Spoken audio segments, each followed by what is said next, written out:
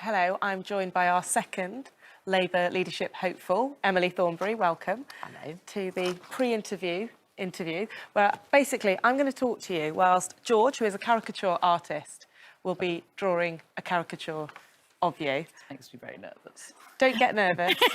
And the one thing I said to one of your colleagues last week was caricatures always give you a big nose. It's just what they do. So don't be offended. Sorry. Just give me big lots of things, I think.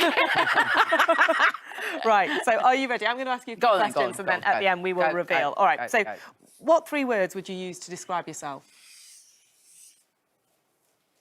I'm hyperactive. Hyperactive? I am hyperactive. I'm tough. I think I'm funny. Yeah. So could you just give me an example of hyperactivity? I just never stop. I am like a Duracell bunny. How much do you sleep at night? I'm here with Annie, who's in her 20s. They have to do it in shifts to keep up with me. Basically, if I'm out on the road, then they do it for a couple of days, and then they go off and have a rest, and then the next one comes on. And you're still awake. And I'm still going. So you're a trained lawyer. You got yourself to the bar and practiced as a criminal barrister for 20 years before becoming an MP. Yeah. How important do you think it is to have experience outside politics? I think it's really important. I think that it gives you, having a hinterland just makes you more grounded. I mean, I'd only been in Parliament, I think, 3 times before I was elected, so there are disadvantages. I got completely lost for the first few weeks, months, until someone pointed out the obvious, which is when you're on a long corridor, you're running parallel to the river, and when you're on a short corridor, you're not. And to remember the colours of the carpet. So if you're in a green carpet, then you're in Parliament, you're in the House of Commons, and if you're in a red carpet, panic because you're in the Lords and you'll get lost forever. These are the things that you learn. You would have got otherwise. And is there anything about being a barrister itself? I think I can assimilate large amounts of information. I can put them in a logical way. The type of barrister I used to work with juries. So my job was to paint pictures, to tell stories, to talk about what motivates people, that sort of thing. There wasn't a great deal of kind of strict law in it. It was more about people. What's the worst job you've ever done? I cleaned out loos on Townsend Torreston on the Free Enterprise 3, which was a boat that went to Zeebrugge, so it was quite rough. And, of course, all the little children who used to get seasick would go into the ladies' loos. And there was one time when every single sink was full of sick, every loo was full of sick, every sick bowl was full of sick, and I was standing there leaning on my broom, and this child came running in, and as they ran to the sick bowl, he was sick 3 times on the floor.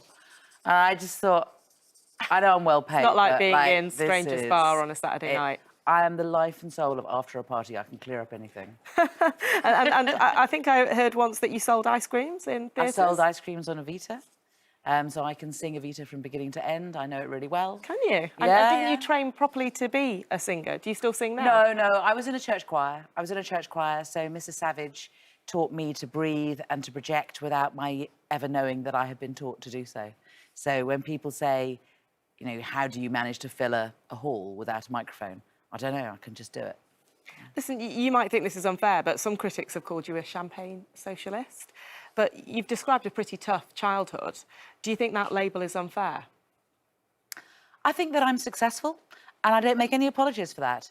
But I had a fairly tough time getting there. So my careers teacher at school said, when I asked him what I could do with my life, he said I could always visit people in prison.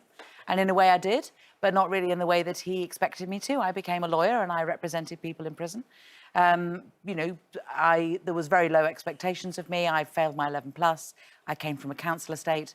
I had this dad who would kind of fly in occasionally, almost literally, and sort of take us off places and say, what are you doing with your life? And then go away again. So it was kind of confusing. Were you close to him? No, I was very close to my mum. Probably of all of his 6 children, I was the closest to him, but I don't think I was particularly close, no. Some have criticised Jeremy Corbyn for not landing blows during the election campaign.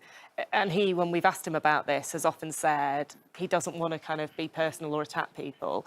I mean, you have been direct once or twice. You called Donald Trump an asteroid of awfulness. I think you spoke here about Theresa May stamping her kitten heels. You don't shy away from that kind of approach. Do you think that is what a leader needs to do? I think you just need to talk like people talk, and you need to talk from the heart, and you need to find a way of being able to communicate with people.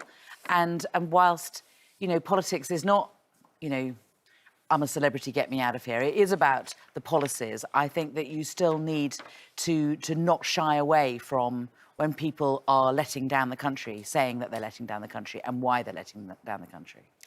You've previously sometimes objected to questions that you call kind of pub quiz questions. Yeah. None of them today, yet. And you don't think that a male politician gets the same kind of treatment? I mean, do you think that you face a tougher time as a woman? Yeah. In what ways?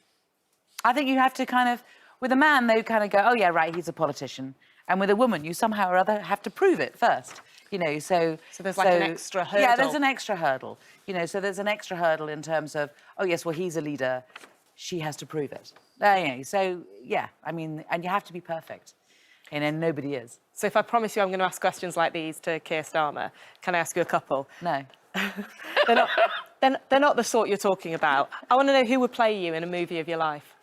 Oh, somebody who will bring out my sort of 6-foot blonde goddess, because that's who I am deep down. Someone with really long legs, longer than I'm actually tall, you know, somebody like that. So I'm not fussy otherwise. What does your perfect Sunday look like? Probably it's part of a weekend away. So when I get a weekend off, I go away with my other half. Sometimes I go with my kids and we stay somewhere, so I don't worry about how messy the house is and how I ought to be sorting it out and, you know, getting things fixed and so on. So we just have a weekend off, and we tend to go to a town that we've never been to before, and we go to the, you know, the town museum, and we go for a walk. Is there a place you like most in the country? I like the South Downs. OK, I've got you one final question. George, is that OK? And then we'll get the big reveal. You supported Jeremy Corbyn's leadership. Let me ask you what frustrated you about his leadership. I think what frustrated me about Ed Miliband was that when a decision needed to be made, he quite often wanted to have another policy paper. When a decision really did need to be made, and he would put it off, and he would kind of want to have a look at it all round.